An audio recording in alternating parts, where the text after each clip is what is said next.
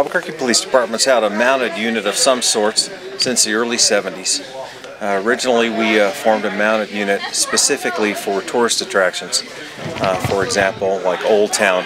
If you've been down to the Old Town Plaza, they receive anywhere from 2 to 3 million visitors that are on foot walking through the area.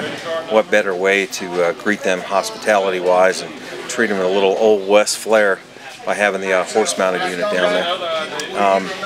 Their role has changed in recent years, as you can imagine, since 9/11 and since other incidents we've had, particularly out here in the Southwest, in outlying areas where we've had fugitives on the loose, fugitives who've shot police officers or killed people who've made it out to the wilderness.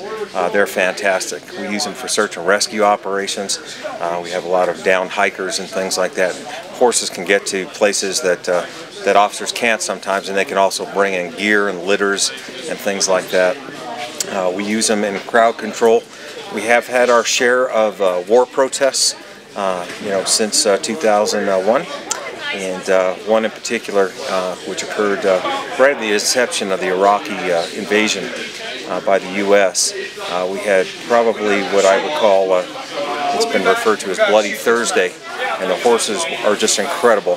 One of the Percherons that they have is probably worth about 20 riot control officers in a crowd, because people have a fear of animals, number one. But having an animal that weighs close to 2,200 pounds or so, as big as a car, have it spinning in a crowd, people get out of the way, because you've seen the size of the hoofs. I mean, the hoofs are, as big as a truck tire, and to have one of those step on your foot, could mean some awful broken bones in your foot. Absolutely.